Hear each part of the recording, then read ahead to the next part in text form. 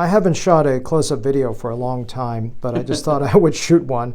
You can really see how natural these grafts look. It's really hard to tell, transplanted grafts from non-transplanted grafts. Crown is still growing in, but this is really a lot of density for 6 months. He looks really good. This was a strip procedure done, and really, I can't even find his incision. It's pretty invisible. So a lot of people are worried about bad scars. And yes, elsewhere doctors are very sloppy in what they do, but I just want you to see that. I defy you to tell me where the scar is, okay? This is a linear strip incision. It is really looks near impossible to find this. The reason we did this for him is that he's got a very large crown, and it's much better to be able to harvest that way, but you can really see you cannot find the scar.